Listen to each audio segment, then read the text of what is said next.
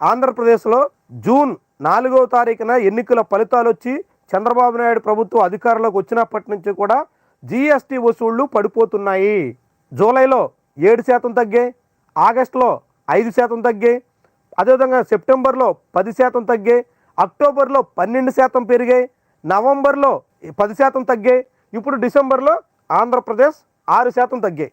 డిసెంబర్లో అంటే గడిచిన 6 నెలల లెక్కలో మనం తీసుకుంటే 5 నెలల్లో జీఎస్టీ వసూళ్లు తగ్గిపోయాయి. కేవలం ఒకే ఒక నెల అక్టోబర్లో పెరిగాయి. అక్టోబర్లో ఎందుకు పెరిగాయి అంటే అక్టోబర్లో లెక్కర టెండర్లు వేశారు. టెండర్లు వేసినటువంటి వాళ్ళు భారీగా లీజు మొత్తం చెల్లించారు. ఆ లీజు మీద జీఎస్టీ ఉంది. అదేవిధంగా షాపులు దక్కినటువంటి వాళ్ళు చెల్లించినటువంటి కిస్తీల్లో కూడా జీఎస్టీ ఉంటుంది. దాని ద్వారా అక్టోబర్లో లెక్కర ఆదాయం ద్వారా మాత్రమే జీఎస్టీ కాసింత మెరుగ్గా ఉంది. మిగిలిన 5 నెలల్లో 6 నెలలకు గాను 5 నెలల్లో రాష్ట్రం రివర్స్ గేర్లో ఉంది.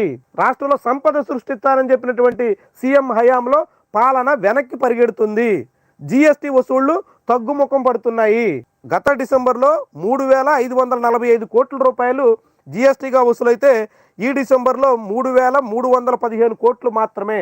అంటే గత డిసెంబర్తో పోలిస్తే 6% తగ్గుముఖం. జగన్మోహన్ రెడ్డి హయాంతో పోలిస్తే 6% వసూళ్లు తగ్గాయి.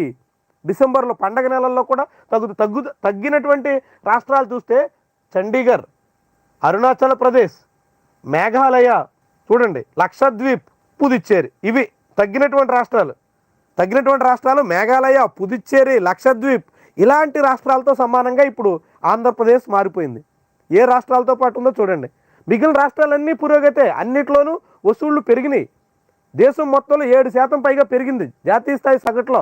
ఆంధ్రప్రదేశ్లో 6% తగ్గింది. దేశం ముందుకెళ్తుంది, ఆంధ్రప్రదేశ్ వెనక్కి వెళ్తుంది. అంటే జీఎస్టీ వసూళ్లే అన్నింటికీ కొలమానమా, అదే కొలబద్ద అనేటువంటి వాదనలు కూడా ఉన్నాయి. వాస్తవానికి అదే కొలబద్దగా చూడలేం. కానీ జీఎస్టీ వసూళ్ళు అంటే సంకేతం ఏంటి? జనాలు కొనుగోలు చేస్తున్నారు వస్తువులు. జనాలు ఎప్పుడు వస్తువులు కొనుగోలు చేస్తారు? జనం దగ్గర డబ్బులు ఉన్నప్పుడు. డబ్బులు ఎందుకు లేవు?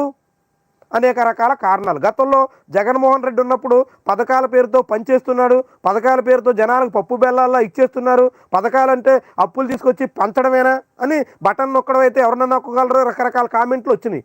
కానీ ఆ బటన్లు నొక్కినటువంటి కాలంలో జనాలకి డబ్బులు చేరినటువంటి సమయంలో జనం దగ్గర డబ్బులు చేతిలో కనిపించినటువంటి సందర్భాల్లో వస్తువులు కొన్నారు. వస్తువులు కొనడం వల్ల పన్నుల వసూళ్లు పెరిగింది. ఇప్పుడు జనం దగ్గర వస్తువుల కొనుగోళ్లు వ్యవహారం తగ్గింది. కొనుగోలు వ్యవహారం తగ్గిందంటే దాని అర్థం జనానికి వస్తువులు అవసరం లేదని కాదు. అవసరమైనటువంటి మేర వస్తువులు కొనుగోలు చేయడానికి జనం దగ్గర డబ్బులు లేవు. డబ్బులు లేకపోవడానికి అనేక కారణాలు. ప్రస్తుతం అనేక రకాలుగా ద్రవ్యోల్బణం పెరుగుతుంది, ఒకవైపు ఏమో నిరుద్యోగం పెరుగుతుంది, అనేక రకాల సమస్యలు ఉన్నాయి. వాటన్నిటికీ తోడు ప్రభుత్వం ఇచ్చేటువంటి సహాయం కూడా ఆగిపోయింది. వివిధ పథకాల రూపంలో జనాల దగ్గరికి డబ్బులు చేరేటువంటి ప్రక్రియ నిలిచిపోయింది. చంద్రబాబు సీఎం అయిన తర్వాత కేవలం పెన్షన్ల పంపిణీ, పెన్షన్ల పెంపుదల ఈ విషయంలో మాత్రమే ఆయన చొరవగా వ్యవహరించారు. మిగిలిన ఏ పథకాన్ని కూడా, ఆయన ప్రకటించినటువంటి ఏ పథకాన్ని కూడా అమలు చేసినటువంటి దాఖలాలు లేవు. అంతకు ముందు నుంచి ఉన్నటువంటి పథకాలను కూడా అమలు కావడం లేదు. ప్రతి నెల మత్స్యకారులు లాంటి వాళ్ళకి ప్రతి ఏడాది రావాల్సినటువంటి నష్టపరిహారం కూడా దక్కడం లేదు. ఇలాంటి అనేక పథకాలన్నీ నిలిచిపోవడం వల్ల జనం దగ్గర డబ్బులు లేకపోవడంతో వస్తువులు కొనడం లేదు. వస్తువులు కొనకపోవడంతో ఆంధ్రప్రదేశ్లో జీఎస్టీ పడిపోతోంది, పతనం అవుతోంది, ప్రతి నెల దిగజారుతోంది, రివర్స్ గేర్లో నడుస్తోంది. ఇది ఆంధ్రప్రదేశ్. మరి ఇంకెక్కడ సంపద సృష్టి? ఇంకెక్కడ మరి జనాలకు ఎలా ముందు రాష్ట్రాన్ని ముందుకు ఎట్లా చక్కదిద్దుతారు? ఏ రకంగా తీసుకెళ్తారు? అంటే జీఎస్టీలో ఆదాయం పడిపోయి, రియల్ ఎస్టేట్లో ఆదాయం పడిపోయి, రిజిస్ట్రేషన్లో ఇప్పుడు మళ్ళీ రిజిస్ట్రేషన్ ఛార్జీలు పెంచితే తప్ప టార్గెట్ రీచ్ కాలేక కేంద్రం నుంచి వచ్చేటువంటి గ్రాంట్లు తగ్గిపోయి అప్పులు మాత్రమే పెరుగుతున్నాయి. గడిచిన 7 నెలల్లో ఆంధ్రప్రదేశ్లో 1,20,000 కోట్ల రూపాయల అప్పు. ఆయన 4 లక్షల కోట్ల రూపాయలు పెట్టుబడులు వచ్చినాయి, ఇది రికార్డు అని చెప్పి చంద్రబాబు నిన్న చిట్చాట్లో అన్నారు. ఆ వచ్చినటువంటి పెట్టుబడులు ఎన్ని గ్రౌండ్ అయ్యాయో తెలియదు, కానీ ఇప్పటివరకు ఒకటి కూడా గ్రౌండ్ అయినటువంటి దాఖలాలు లేవు. రేపు 8వ తారీఖున మోదీ ఆ మిత్తల్ స్టీల్ ప్లాంట్ కోసం శంకుస్థాపన చేస్తారని చెప్తున్నారు. మరి అది ఎంతవరకు కన్ఫర్మ్ అనేది ఇంకా స్పష్టత రాలేదు. కానీ రాష్ట్రంలో మాత్రం ఉన్నటువంటి పరిస్థితి అంతా రివర్స్లోనే నడుస్తుంది. అప్పులు అయితే మాత్రం భారీగా పెరుగుతున్నాయి.